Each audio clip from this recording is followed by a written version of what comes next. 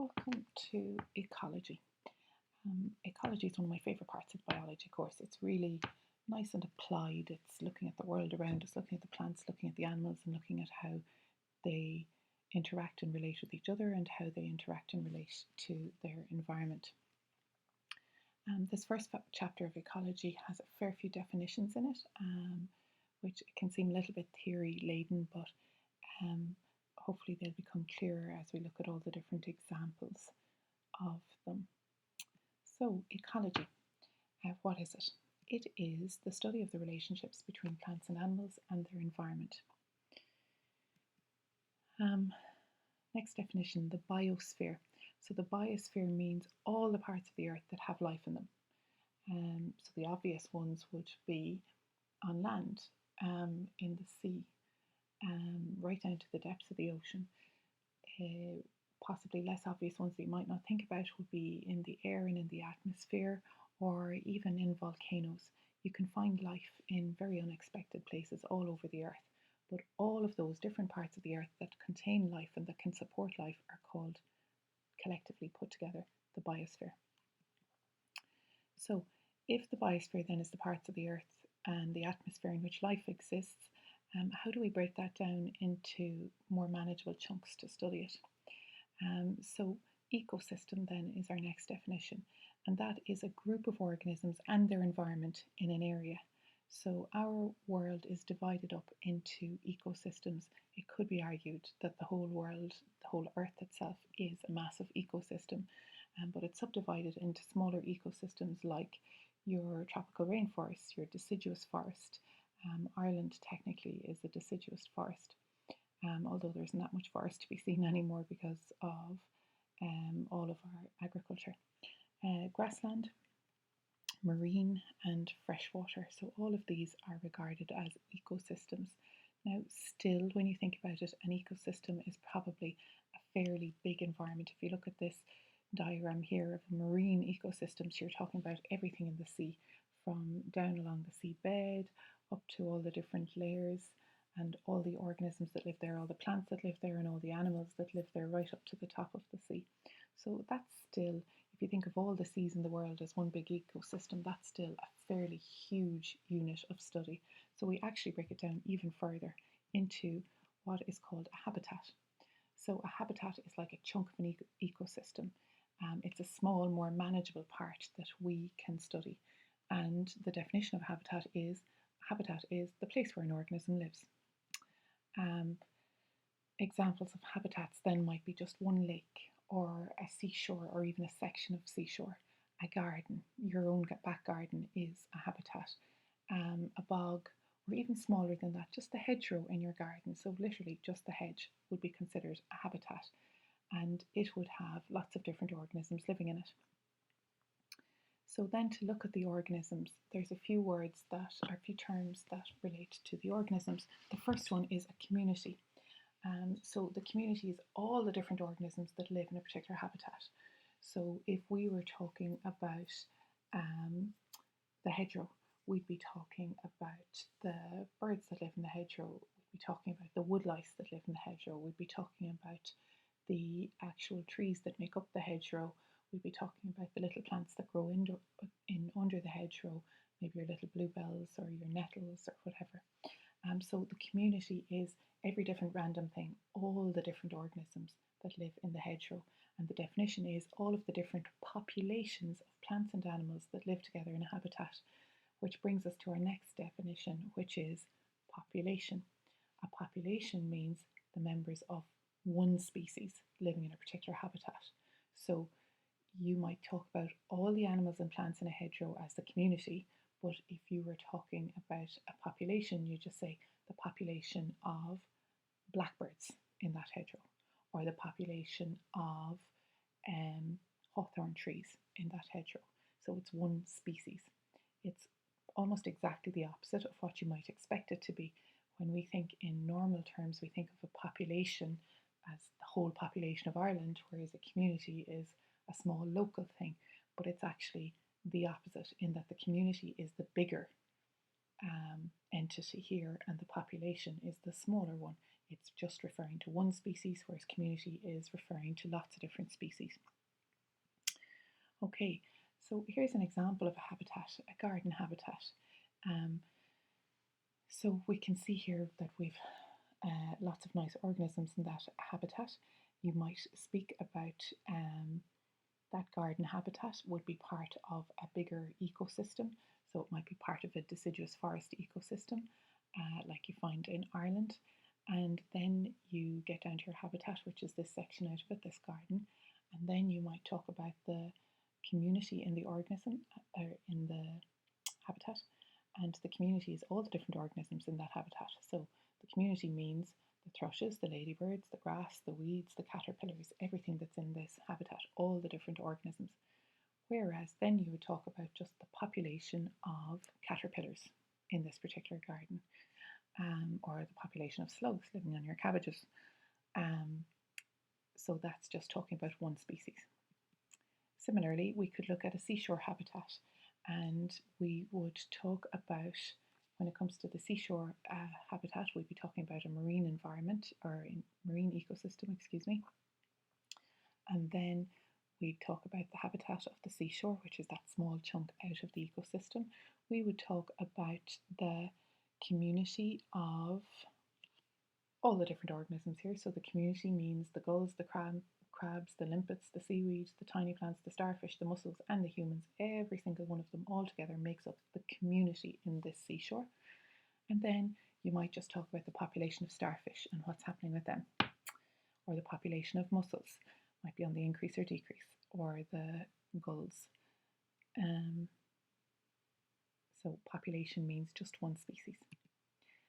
A summary diagram of that, it's useful, I think, to start now at just the bottom. So if we're talking about a particular, if we are talking about a particular, say, garden habitat, right, we'll start with our population of rabbits down at the bottom. Then we talk about the community in this garden. The community means the grass, the rabbits, the other plants, as well as grass, the rabbits, the foxes, slugs, snails, etc. living in this particular community. Then we build up to the habitat. The habitat is the chunk that we've taken out of the ecosystem. So the habitat might be the garden that we're talking about. And that garden is taken from a larger ecosystem, which is the deciduous forest. And then that deciduous forest is one of the large ecosystems that make up the Earth's ecosystem, or the biosphere. And finally, one last representation of that, just to hammer home the point for those of you who are more visual. So we can start with just an individual organism. It's part of a population. Then the population is part of a community. So you'll see there's other organisms, other species in the community. You see here you have your owls and you have your rabbits as well. And then that community is part of a habitat, which is part of an ecosystem. That ecosystem is part of what's called a biome. We talk about the major biomes, but you don't need to worry about that on this course. And then all the different biomes come together to make up your biosphere. Now, what kind of factors then affect where we find organisms and where we don't find them? The distribution of the organisms, where are they? So there's different types of factors. So the first type of factors that we're going to look at are the biological factors. If you're going to find an organism in a particular habitat, it's going to be because it has food there. It's going to be probably because it doesn't have that much competition there. So the biological factors are the living factors that influence whether something will be found in a particular habitat or not. So if you get rid of the food, for instance, if you had some particular disease that wiped out all the rabbits, then you would find that the foxes would leave that area. So would there be a distribution of foxes in that area? No, there wouldn't. Why not? Because there's not enough food for them. So the biological factors refer to the food, whether there's any prey there, if you're talking about an animal, something for it to eat, and whether there's any predator of that animal there. So in terms of the rabbit, are there lots of foxes there? If there are lots of foxes, then you probably won't find that many rabbits. They'll probably find somewhere else to live. Is there much competition? If there are too many rabbits, if they've bred like rabbits, then there might be issues in terms of getting enough food, having enough places to live, or getting enough partners. There'd be massive competition, so some of them might move to a new area. So that's the biological factors that affect where you find organisms, the distribution of organisms, whether they like to live in a place or not. Then there's abiotic factors. So biological factors, abiotic. Biotic meaning living, a meaning not. So abiotic, non-living factors. So these tend to relate to the topography, if you like, the layout of the area, the height. Are you very high over sea level or are you lower down? The aspect, are you north facing or south facing? For instance, if you were talking about a hedgerow habitat, you'd find very different species on the south side to what you'd find on the north side. I'm sure you've already guessed that on the south side you'll find a lot more species because there'll be a lot more plants there because there's a lot more sunshine there, and if there's a lot more plants then that'll be food for a lot more animals, etc. That's what aspect means, whether you're south facing or north facing. The slope then, the slope has an impact on water retention. So if you're on the side of a mountain you might find coniferous trees. You don't tend to find broadleaf trees, and that's because your coniferous trees with their little needles don't lose that much water. They're good at holding on to water, whereas your broadleaf trees will lose lots of water out through their broad leaves and therefore are not adapted to living on a slope where water can be an issue, because obviously when water hits a slope it flows down the slope. So it's hard to retain water on a slope. Then a few that relate to your aquatic environments. So the currents in your aquatic environment, if they're strong currents, certain things are adapted to live there. If there are lesser currents, other things are adapted to live there. And your exposure, meaning the amount of sunlight that's going to be there as well. You'll find on the seashore, you'll find certain organisms are adapted to living above the tide line, and others will live further down along the seashore where they have periods of being exposed to the weather or to dryness and to periods of wetness. Then climatic factors. The factors that are to do with climate, as you I'm sure know already, are basically things to do with the long-term weather. So do you get much rain? Do you get much sunshine? What's the usual temperature? Are there massive temperature fluctuations? What about humidity? Humidity is the amount of water that tends to be held in the air. So if you're in a particularly humid environment, you might get certain things growing. If you're in a particularly dry environment, without much water retention in the air, you might get other things there. And then wind would also be a factor. Edaphic factors then would be the one that's probably least known. Edaphic means soil related. They like to ask about this one. So they might ask you to list some edaphic factors that have an impact on the distribution of an organism in your habitat. So if they're talking about edaphic factors, they're talking about soil related factors. Obviously enough that this does not relate to your aquatic environments. It's just the soil-based ones, the terrestrial environments.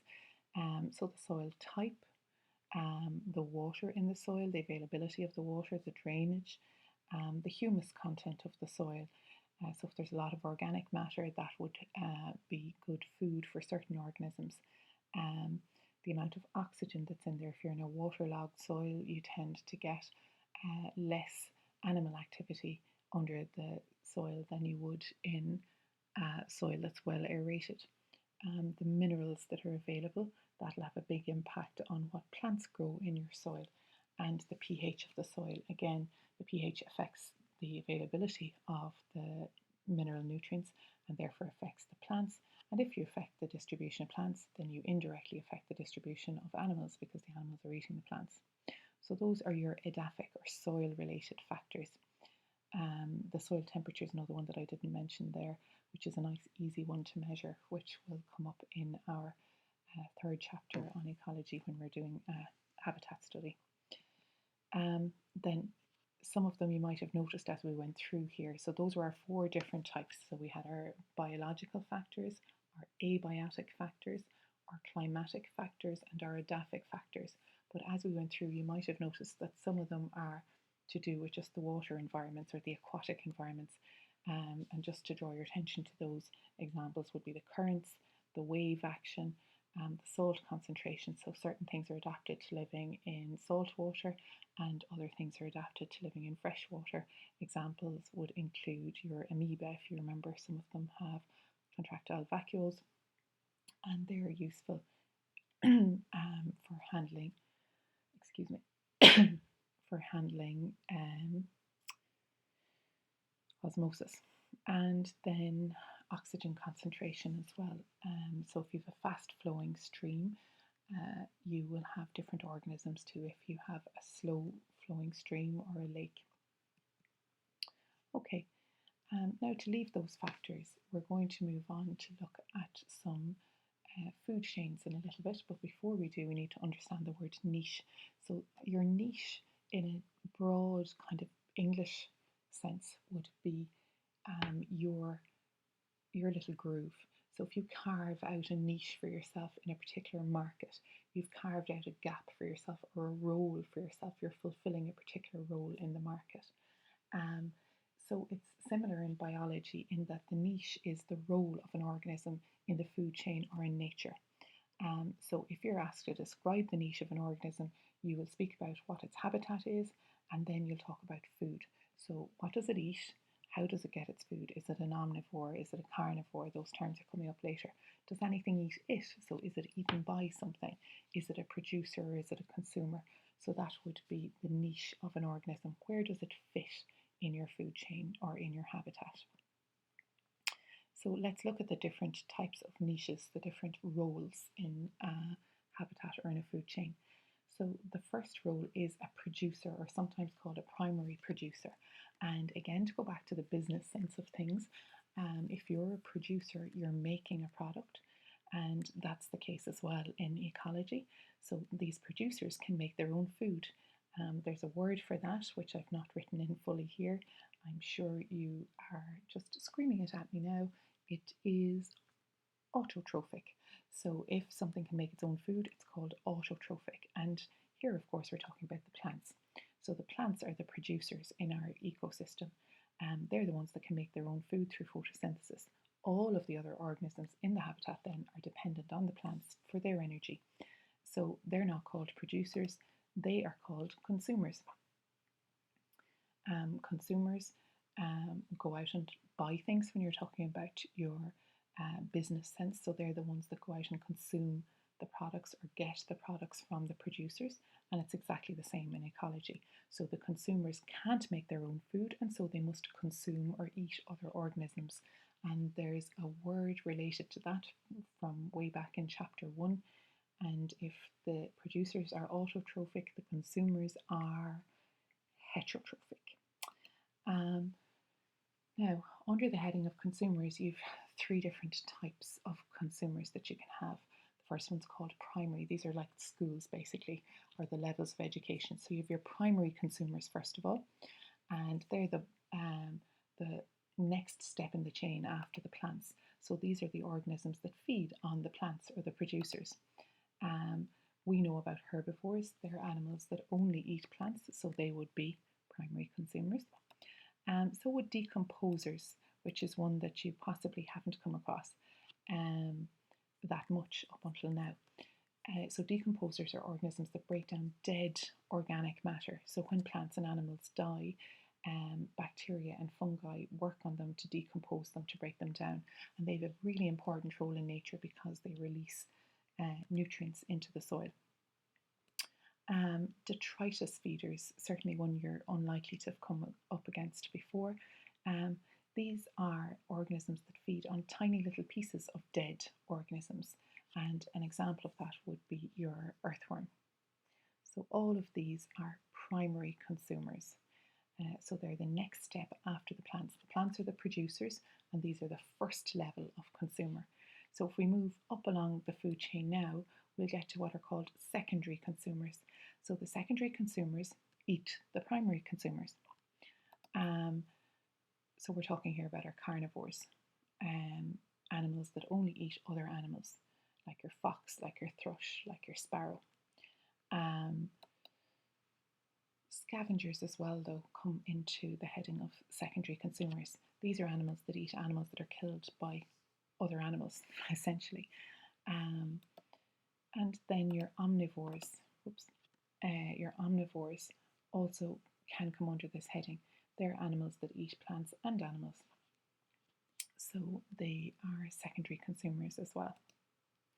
And finally, the tertiary. So as I said, this kind of relates to education. If you think about it, you have your primary, then on to your secondary, and then your third level education is referred to as tertiary. So our tertiary consumers are just one more niche up our food chain. So they're the ones that eat the secondary consumers. So they feed on your secondary consumers. Now, usually there's a limit of 4 members in a food chain. It's very few food chains that would get to a 5th member, and that means that the tertiary consumers are often called top consumers, meaning there's nothing else that eats them. An example would be maybe your lion. It's a top consumer. Now, so let's have a look then at a food chain to try and attach all of these terms to it. So here's a fairly classic food chain. First of all, what is a food chain? It's a feeding relationship in which each organism, that should be organism, is eaten by the next member of the chain. So in this particular one, the grass is eaten by the rabbit, which is eaten by the fox. So those arrows mean is eaten by.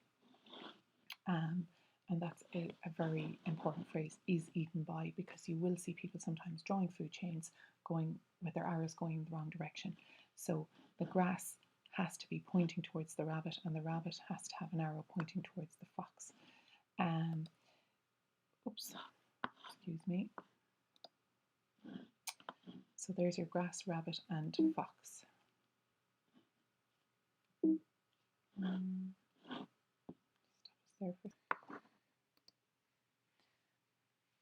Now let's look at an example of a food chain, and let's start applying those terms. So what is a food chain to start with? A food chain is a feeding relationship in which each organism is eaten by the next member of the chain.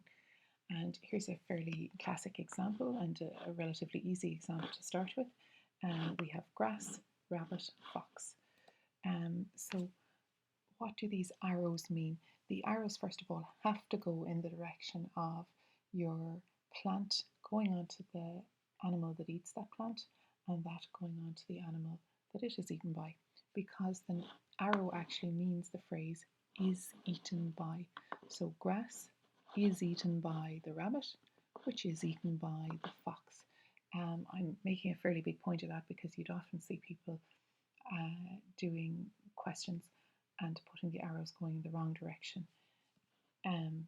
So grass is eaten by rabbit, is eaten by fox. A fairly basic food chain.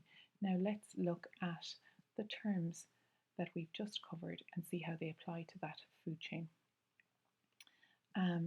So the grass is referred to as a producer. Now we're also going to introduce one new term here, which is the trophic level, and the trophic level is just the stage in the food chain. So where does it rank in the food chain?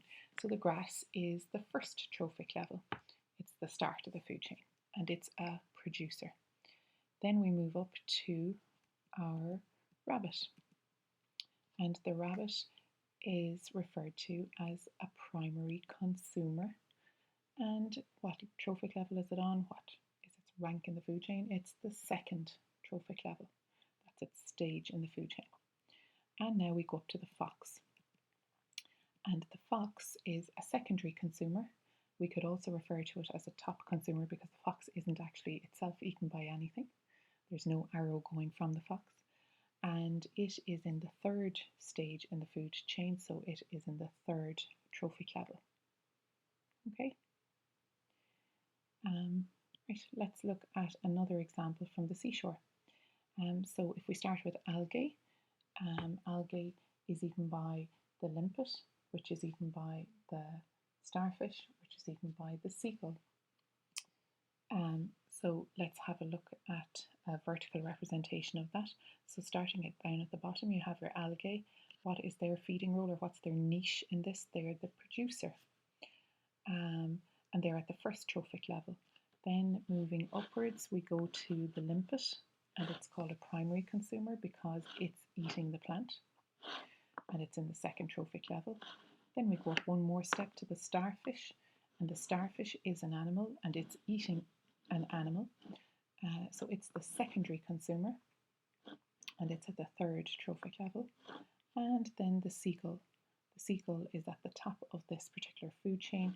It's called the top consumer, or the other word you could do if you've covered primary and secondary, this is the tertiary consumer.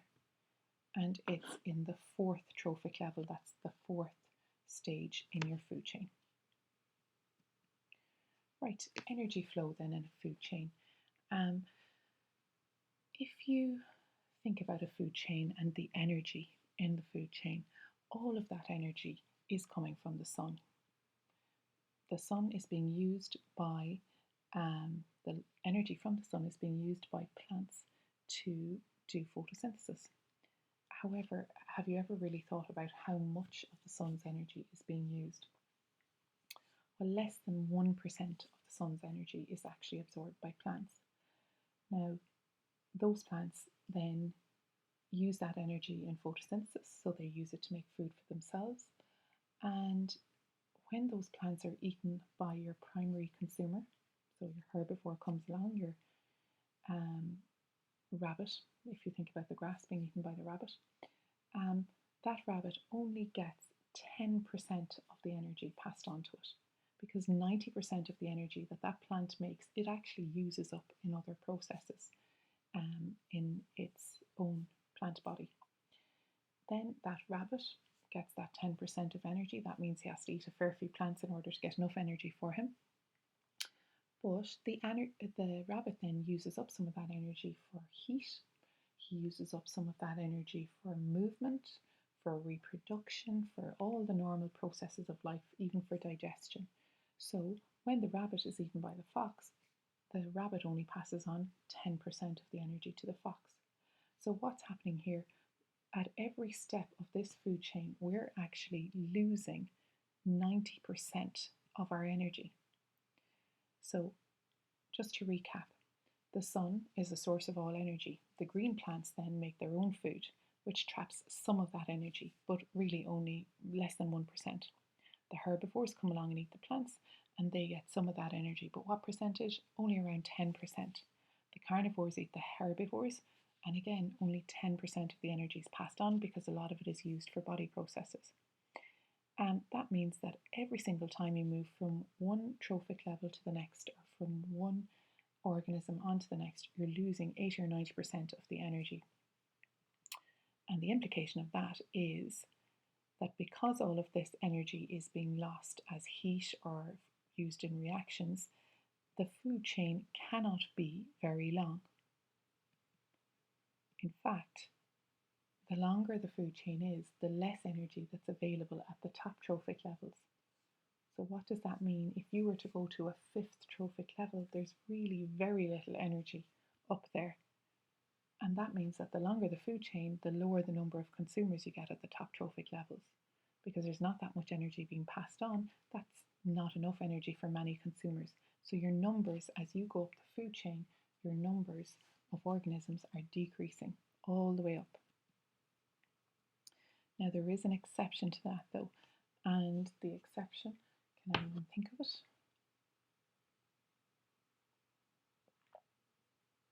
The exception would be if you have a parasite.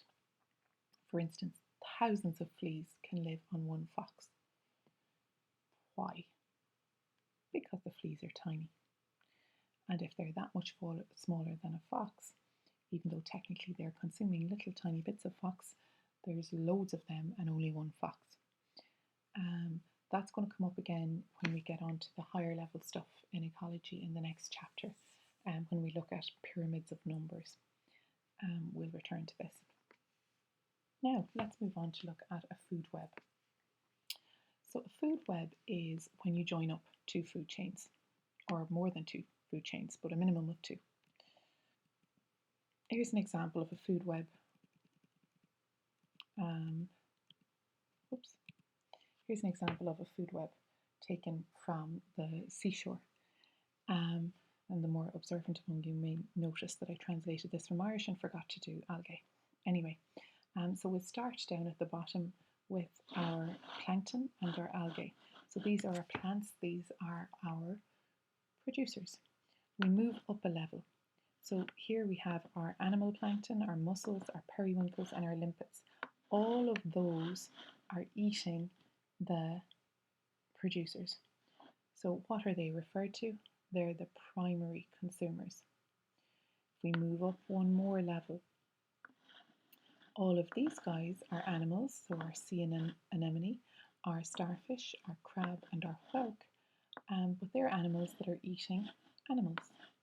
So we could call them carnivores, or if they are a consumer, what type of consumer are they? They're the secondary consumers because they're eating the primary consumers down here. And finally, if we go all the way up to our seagull, you mightn't have thought of a seagull as a top consumer, but it's not eaten by anything else. So it is a top consumer or a primary, secondary, tertiary consumer up here at the top. If you remember back then to the trophic levels, our algae are on the first trophic level. That just means the first rung of the ladder, the first step in the food chain or stage. The limpets are in the second trophic level, the whelks are in the third, and the seagulls are in the fourth trophic level. Now let's look at our garden habitat and let's talk through some of the terms again. So down here at the bottom we have our plants. So we have a rose bush, we have weeds, we have some cabbages, we have grass. All of those are the producers, or sometimes called primary producers. Next we look to the herbivores, so the things that are eating these plants. So the slug, the caterpillar, the green fly, and the snail. All of those are on your second trophic level, so the second step of the food chain. They're all herbivores. And what type of niche or role do they have? They are consumers. They're the first lot of consumers, so they're called primary consumers. Now, are any of those eaten by anything? Well, if you move up a step here, your aphid is eaten by a ladybird, your caterpillar is eaten by a thrush, and your snail is eaten by the thrush. So this ladybird and this thrush are secondary consumers, and since they're not eaten by anything, they are referred to also as top consumers. So just to go through the trophic levels again, your cabbages are in the first trophic level, then on to the slug in the second trophic level, and on to the thrush in the third trophic level.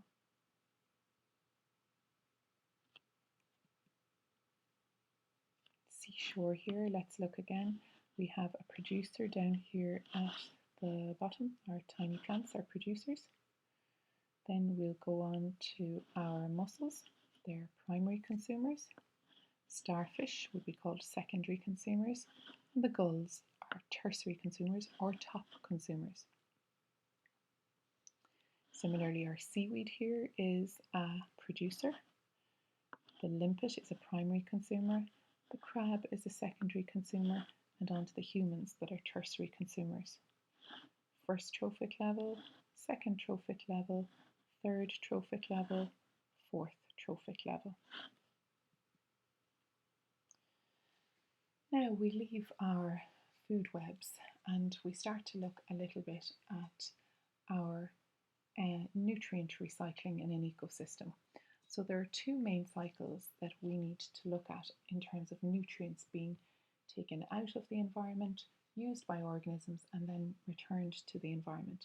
And the two main nutrients that we're concerned about are carbon and nitrogen.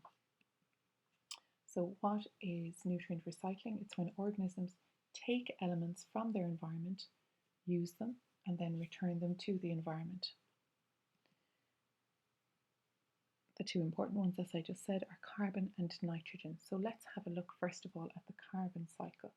Now, it's a fairly complicated looking diagram, I suppose, but let's just look at, first of all, at the square bits. Okay, so you have your carbon dioxide in the atmosphere, which is a great source of carbon. but the carbon dioxide needs to be converted, the carbon there needs to be converted from your gas into a form that can be used. And that is done through photosynthesis. So if we follow this arrow here, photosynthesis changes the carbon dioxide into a form of carbon that we can use, a chemical carbon. And that is food for the plants. Then the plants are eaten by animals, and when they're eaten by the animals, that carbon is assimilated into the animals. Oops. And then let's follow on these animals here. When the animals die, they are broken down by microorganisms, and those microorganisms do respiration, which returns some carbon dioxide back into the atmosphere. So the carbon dioxide there in this little mini cycle has come from the atmosphere, been used by some plants, been used by some animals, and returned back to the atmosphere by the microorganisms. Let's have a look then when the animals die. Sometimes their bones, their teeth and their shells become they're slower to break down, and they are weathered very slowly. And that process of weathering and breaking them down leads to carbon being dissolved in water. And that carbon can then be returned back to the atmosphere as carbon dioxide as well. So there we have another little cycle. Down to the animals, then their bones and teeth are weathered gradually to release carbon dioxide into the atmosphere. And then the final one of those loops, if we go back to our plant food, which has carbon in it, sometimes it doesn't decay fully. If it doesn't decay fully, you get what are called fossil fuels. And of course, we know that we burn or combust those fossil fuels, and when we burn or combust those fossil fuels, we release carbon dioxide into the atmosphere. So that's your carbon cycle. Let's have a look at the role of the different organisms in the carbon cycle. So first of all, what do the plants do? Well, they take the carbon out of the environment when they do photosynthesis. They return it to the environment if they do respiration. What about the animals? Well, they get their carbon when they eat the plants. The word for that is assimilation. So the carbon that's in the plants is assimilated into the animals' bodies when they eat them. What about the microorganisms then? Well, the microorganisms return carbon to the environment when they decompose dead plants and when they decompose dead animals as well. So they've an essential role in returning the carbon back into the environment. Now, this brings us to our greenhouse effect. I'm sure you've been doing this since you were in primary school, but we'll give a quick recap over it anyway. So what is the greenhouse effect? Well, the cause of the greenhouse effect is burning fossil fuels. So if we burn too many fossil fuels, we produce carbon dioxide, and that carbon dioxide goes off into our atmosphere. Now, carbon dioxide is what's called a greenhouse gas. This means that it forms a thick layer around the Earth with some other gases. Methane is another one. And when the sun's heat then comes into our atmosphere, it would normally be just reflected and rebounded back out again. So when the sun's heat comes to us, we use a certain amount of it on our Earth, and then a lot of it is reflected straight back out again through the atmosphere. However, if you've got this thick insulating layer of carbon dioxide and other greenhouse gases, the sun's heat can't escape. And if the sun's heat cannot escape, it has fairly far-reaching effects in our world. What are those effects? Well, one is that the temperatures rise. If you're trapping the heat inside, just like in a greenhouse, the temperatures will go up. This leads to your polar ice caps melting. That leads to water levels rising all over the world, and we've seen plenty of flooding as a result. A related issue for us would be changes in weather. So we've seen huge changes in weather over recent years, and that can have really bad impacts, very detrimental impacts on farming, on plants, and on animals. A big worry for us, of course, in Ireland would be the Gulf Stream, because there is a worry that these rising temperatures will lead to effectively a reversal of the Gulf Stream, which will mean that the lovely current that keeps Ireland's temperatures nice and mild, if that gets reversed, we could be looking at some very cold temperatures in Ireland, and that would bring about huge change in our climate and in the growth of our plants and animals as well. Then also deserts expand as there's less rain. So those are some far-reaching effects of our greenhouse gases and our greenhouse effect. There's some pictures. Okay, now on to the nitrogen cycle. The nitrogen cycle, if we think about what these nutrient cycles are, it refers to nitrogen being taken out of the air, used by plants and animals, and then returned back into the air. So we'll start up with our nitrogen in the air up here at the top. And that nitrogen is in a form that we can't actually use. It's chemically inert, is what we say.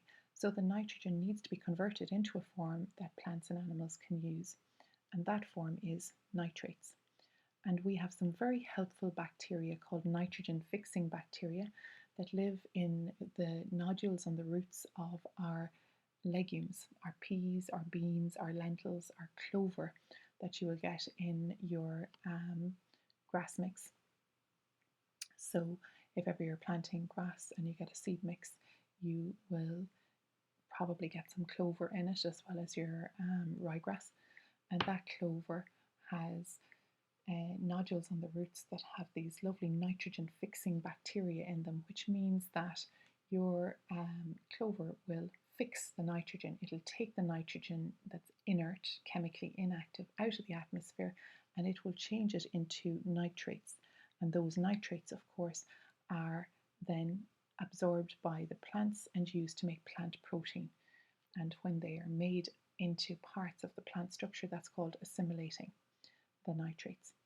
Now, when the plants then are eaten by animals, the plant protein, the nitrogen from the plant protein, is assimilated or used to make animal protein. Now, the plants could die before they're eaten, or the animals could die. And when they die, some more bacteria come in. And these bacteria are concerned with returning that nitrate, returning it back to nitrogen. So there's bacteria and fungi of decay. Those bacteria and fungi of decay form ammonia from the dead plant and animal matter. And then that ammonia might be converted back into nitrates by your nitrifying bacteria. But unfortunately, sometimes the nitrates might then be converted back into nitrogen in the air by things called denitrifying bacteria. What you're hoping, of course, is the nitrates that have been released from the dead plants and animals will be assimilated again by more plants and go back into this little subcycle here without having gone back into the atmosphere. Because once that nitrogen goes back into the atmosphere, you're depending on your nitrogen fixing bacteria to try and convert it back into nitrates to make it chemically available again. So the most common question that comes up on this would be to describe the role of organisms in it. But let's just look at a few of the key terms first of all. So nitrogen is needed to make protein. That's why we want our nitrogen. Organisms can't use atmospheric nitrogen. It's, as I said, chemically inert. So that nitrogen has to be fixed. So nitrogen fixation is carried out by some bacteria in the roots of some plants, the legumes, as I mentioned, the peas, the bees, the lentils, and clover. And what does nitrogen fixation actually mean? It means that the nitrogen is changed to, first of all, ammonia and then on to nitrates. And those nitrates, of course, can be used by the plants. So absorption then happens. The plants and animals take in the nitrates and make proteins from them. And if you remember back to the diagram there, first of all, the plants take in the nitrates and they make plant protein out of them. And then when we eat the plant protein, we get the nitrogen out of that and we use it to make our own proteins. So that's your absorption and assimilation as well. Then when plants and animals die, you have decay, and that decay releases ammonia, and it's the microorganisms that do it. The ammonia then can be converted to nitrates by some other bacteria. You may remember these ones from when we were doing the bacteria chapter. They're called chemosynthetic bacteria, which is bacteria that can make their food by using chemicals like our ammonia. Unfortunately, there's another process that's working against all of this. So this is a process that changes the nitrates into the nitrogen gas in the atmosphere. If you like, though, it's keeping the cycle ticking over because the nitrogen has come out of the atmosphere and is now going back into the atmosphere. So those bacteria, the denitrifying bacteria, are changing the nitrates back into nitrogen gas, which is released into the atmosphere. So what is the role of organisms in the nitrogen cycle? So first of all, we'll talk about the bacteria because they have by far the biggest role. So you've 4 different types of bacteria, and this comes up a fair bit as a question. So you have your nitrogen fixing, first of all. They change the atmospheric nitrogen into nitrates. Then you have the bacteria of decay. So when the plants and animals die, what happens to the nitrogen in their bodies? Well, it's changed into ammonia, and that's the bacteria of decay that do that. Then you have the nitrifying bacteria. These are your chemosynthetic bacteria that we were talking about, and they change the ammonia into nitrates. And those nitrates you would be hoping would be absorbed by the plants again, but sometimes they're not because there are other bacteria called denitrifying bacteria. And those denitrifying bacteria work in the opposite direction. They change the nitrates back into atmospheric nitrogen again. What about fungi then? Well, the fungi mainly come into the decay part, so they help with the decay. They break down the nitrogen in the dead plants and animals and they make ammonia out of it, just like the bacteria of decay. Then what about your plants? Well, the plants take in the nitrates and they make them into plant protein.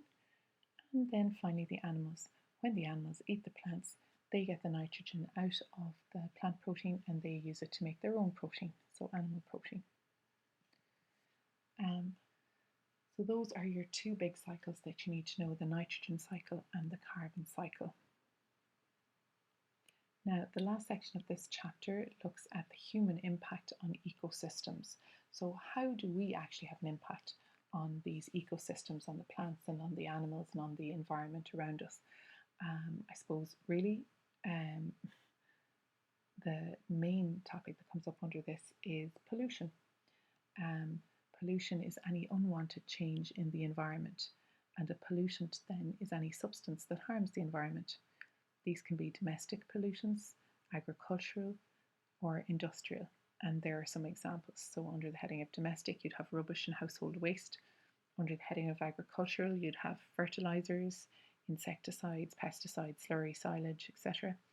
And under the heading of industrial pollutants, then you'd have smoke, which causes acid rain, or you'd have a lot of waste that can kill animals in lakes and rivers if it's discharged into them. So, to summarise, the human impact on the ecosystem is not great. We cause a lot of pollution. So first of all, we're going to look at some examples of that pollution, but then after that, we're going to look at our efforts at conservation as well, which is a more positive impact that humans have on ecosystems. So let's look at air pollution first of all. So the example we're going to look at under the heading of air pollution is ozone depletion. Again, it's probably one you've a fair idea about since junior cert or even primary school, but we'll run through the causes and the effects and what you can do to counteract it. So the cause, first of all, well, what is ozone, first of all? It's a gas that absorbs UV radiation. So UV radiation comes from the sun, and it can have some damaging effects on us. A certain amount of radiation is needed on Earth, obviously, but some UV radiation can cause some damaging effects. Um, our ozone is kind of our protection from those damaging effects. Now, if the ozone is depleted, which it can be by certain chemicals that we produce, like CFCs in our fridges, that stands for chlorofluorocarbons for those of you who are doing chemistry, and also in our aerosols, which means in your deodorant sprays and things like that, in our insulating foam like styrofoam, in fumigants that would be used in agriculture, maybe if you're involved in mushroom production or in greenhouses, and even from aircraft emissions. So there are lots of chemicals produced by these, and those chemicals can interact with the ozone in the atmosphere and essentially break it down into other substances. And when they do, we talk about putting a hole in the ozone. Effectively, you're depleting the levels of ozone that we have to protect us from our UV radiation. If the ozone is depleted, it means that more UV radiation is able to get through to us. The results of that include more skin cancer, more cataracts, and weaker immunity in humans, also crop damage, and less plankton. So it depletes the plankton, which means that there's less oxygen in your aquatic environments, which has a huge impact on the aquatic environments. Your plant plankton do photosynthesis, like your plants on Earth, on the soil habitats, the terrestrial habitats. And if you get rid of your plant plankton, you are depleting your oxygen massively. If you deplete the oxygen, then there's less oxygen in the water for animals, for fish, etc. Now, what can we do to solve this problem? Well, we can use other chemicals instead of your CFCs, and the main ones you'll have heard of probably are HFCs, hydrofluorocarbons. They can be used in your aerosols, meaning your sprays, your deodorant sprays, and we should never dump fridges in landfill. You can't get away with that any longer anyway. This will lead to leaking of the CFCs, so now you have to dispose of your fridges by taking them back to the shop when you're purchasing a new fridge, and they will be disposed of safely. And now let's look at conservation. So conservation is when we use our natural resources carefully so that they'll be there for future generations. So we're trying to conserve, we're trying to keep our natural resources safe. That could be our habitats, that could be our plants, that could be our animals. So an example in fishing. So what problem would we face in fishing? Well, there are several. There's pollution, overfishing, and use of nets with small holes. So pollution, first of all, will reduce the amount of fish. Example, if too much sewage gets into waterways, it can lead to oxygen depletion and fish kills. That's your eutrophication, which we'll be talking about in a little bit. Overfishing then, that refers to too much fishing basically, as the name implies, and that will reduce the fish stock or could even wipe it out. And then using nets that are inappropriate, ones with small holes in them. If you use nets that have small holes in them, you will catch younger, smaller fish. And if you catch them before they've had a chance to reproduce, you're continuously reducing the stock.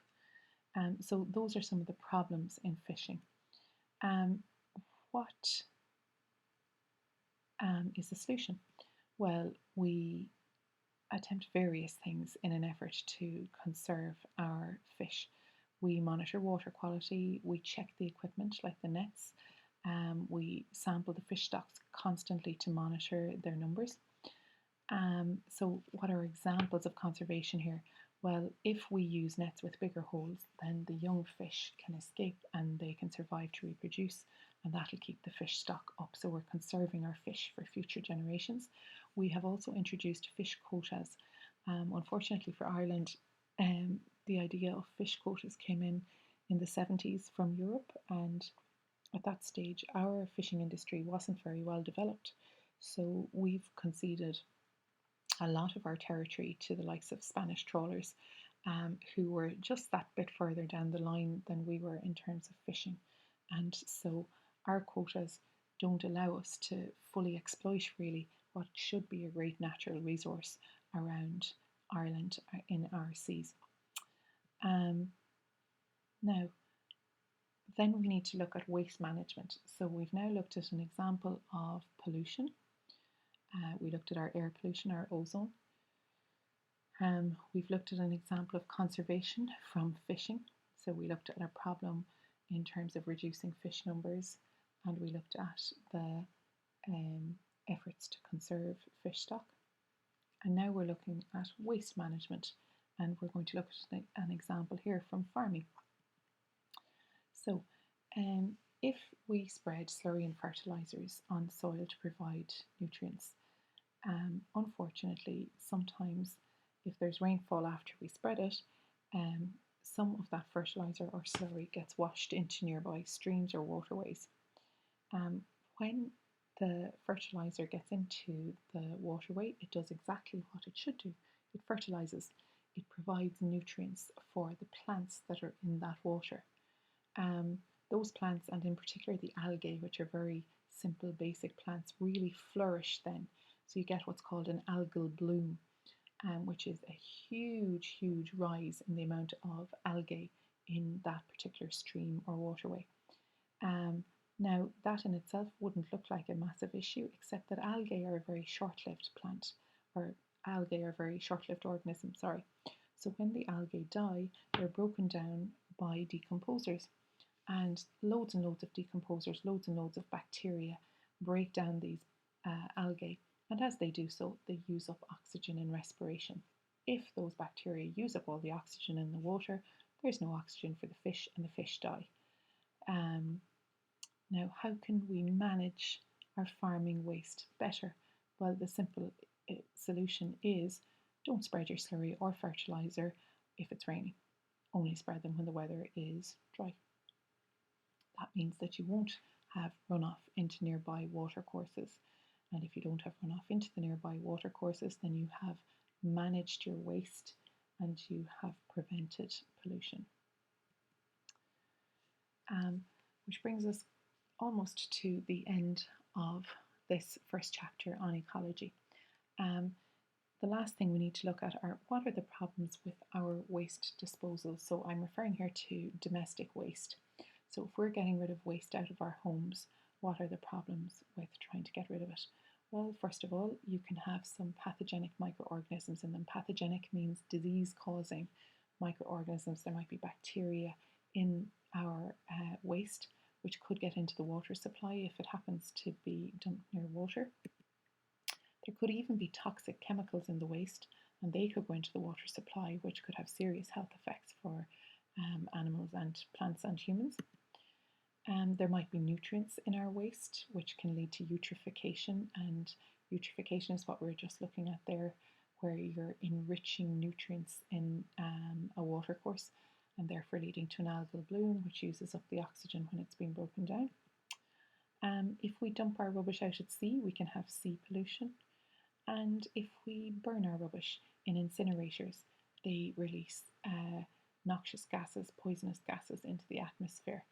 All of these problems lead to an overall problem of so much waste in the world and nobody wanting any waste disposal mechanisms near their houses. And finally, if you have waste in landfill near your house, you can have problems with vermin and rodents and even unsightly mounds, I suppose, and bad smells. So the last thing we need to look at is sewage treatment under the heading here, remember, of the human impact on the ecosystem. So what is sewage? Sewage is the wastewater that comes out of our houses.